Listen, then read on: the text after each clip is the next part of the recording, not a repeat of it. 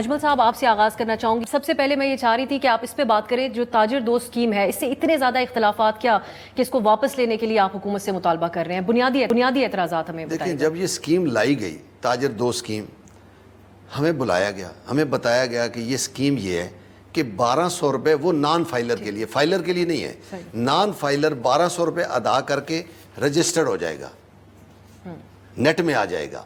اگلے سال وہ ریٹرن فائل کرے گا اپنی انکم ٹیکس کی. جو لوگ جیسے جس قانون کے تحت پچھلے لوگ دے رہے ہیں پرانے, اسی قانون کے تحت وہ بھی ادا کرے گا. یہ معاملہ 4 مہینے چلتا رہا, ہمیں سچ نہیں بتایا جا رہا تھا.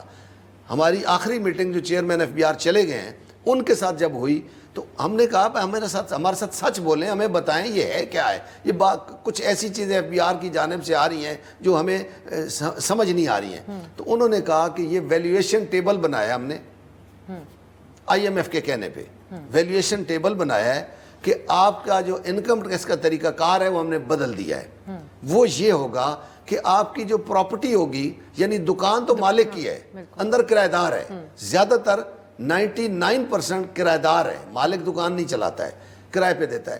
جو کرایہ دار بیٹھا ہے, دکان کی قیمت اگر 5 کروڑ روپیہ ہے, اس کی ڈی سی ویلیو سے یا ایف بی آر ویلیو سے 5 کروڑ ہے, تو اس کا 10% آپ کی انکم تصور ہوگی. بھائی دنیا میں ایسا کوئی قانون نہیں ہے, دنیا میں ایسا انکم ٹیکس لینے کے لیے نہیں ہے. آپ کیسے یہ ویلیویشن ٹیبل, ویلیویشن پہ آپ ٹیکس لے رہے ہیں, تو وہ جو انکم ہوگی یعنی 5 کروڑ پہ آپ کی 50 لاکھ آمدن ہوگی جو ہم مانیں گے, اس پر آپ کو انکم ٹیکس ادا کرنا ہوگا 35%. 17.5 لاکھ روپے وہ کہاں سے دے گا بھائی کرایہ دار دکاندار؟ اتنا ٹیکس آپ کیوں لگا رہے ہیں؟ آپ آئی ایم ایف سے معاہدے, اپنے اخراجات آپ کم نہیں کر رہے ہیں, اب بڑی گاڑیوں سے آپ نیچے نہیں اتر رہے ہیں. لیکن اسٹیٹ اب یہ مطالبہ کیوں کیا جا رہا ہے کہ اسکیم کو واپس لیا جائے؟ یہ بھی تو کہا جا سکتا ہے کہ ہم سے بات کر کے کچھ تبدیلیاں کی جائیں, جو آج ایف بی آر ہمیں ولنگ نظر آ رہا ہے, کہتے ہیں کہ ہم بات ضرور کریں گے. پچھلے چیئرمین ایف بی آر صاحب نے ہمیں کہا کہ آپ کیا کہتے ہیں, تو ہم نے ان کو لکھ کر دے دیا, لکھ کر دیا کہ آپ اس اسکیم کو, ہم نے access the F B R کو کہ جو لوگ رجسٹرڈ نہیں ہیں ان کو آ کر رجسٹرڈ کریں. پہلے تو کوئی ایف بی آر کا بندہ گھستا ہی نہیں تھا جان بوجھ کے. اب بھی ان کے لوگوں سے پیسے لے لیتے ہیں اور لوگوں کو رجسٹر نہیں کرتے. آج تک جو ناکامی ہے ایف بی آر کی صرف اس کرپشن کی وجہ سے ہے. ٹیکس کم جو لوگوں ایف بی آر کو ملتا ہے, وہ جو افسر بیٹھا ہے ٹیکس والا, وہ کہتا ہے مجھے دے دو, میری جیب میں ڈال دو, تیرے اوپر 5 بنتا ہے, 50 مجھے دے دو, تم 50 جمع.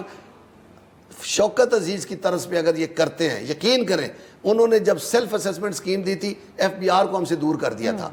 ہم نے 10% بڑھا کے جب جمع کرایا تو 3 گنا انہوں نے اعلان کیا تھا وزیر خزانہ کہ 3 گنا زیادہ ٹیکس آیا ہے. وہ اسکیم 8 سال رہی وہاں پہ. پیپلز پارٹی نے بھی 5 سال اسی اسکیم کو فالو کیا. تو جب سے ڈار صاحب آتے ہیں, نون لیگ کی حکومت آتی ہے, ہمارے لیے مصیبت بن جاتی ہے.